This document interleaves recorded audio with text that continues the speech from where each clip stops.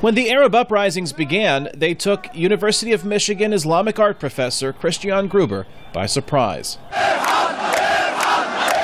But as she watched events unfold, especially in Egypt, she began to focus on one aspect. I was fascinated as I was following it live, especially what was happening in Tahrir, by the extent to which the demonstrations were being articulated through all of these creative media, in particular through arts and through humor.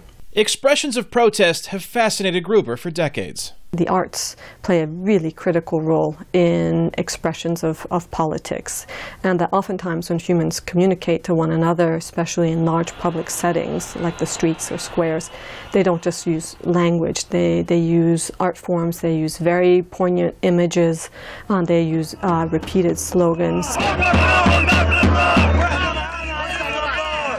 Gruber says many of the slogans chanted in the streets from Tunis to Tahrir Square and beyond are themselves artistic expression. When you chant them over and over again, it's almost like you're mimicking a heartbeat. And I've seen this quite a bit in the streets of Istanbul as well. So I can personally attest to sort of the emotive resonance that some of these might have. That poetic rhythm weaves itself through the Creative Dissent exhibit Gruber curated at the Arab American Museum in Dearborn, Michigan. The slogans join photographs of key moments during the uprisings and stand next to carefully crafted images that take aim at leaders accused of oppression. Gruber says her biggest challenge was the lack of original material. Curators tend to work with art objects, and there are more traditional methods of exhibiting materials, and these are not art objects. Most of the materials are large-scale reproductions of digital images. Which, Gruber points out, has changed the audience for many protest artists.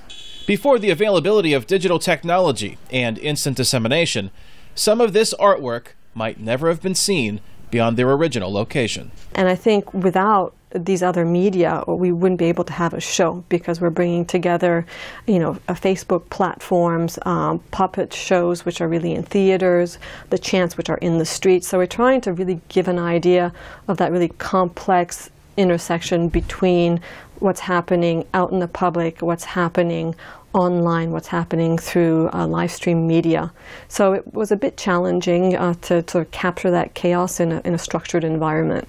That structured environment began as a symposium and grew into an exhibit now on display at the Arab American Museum.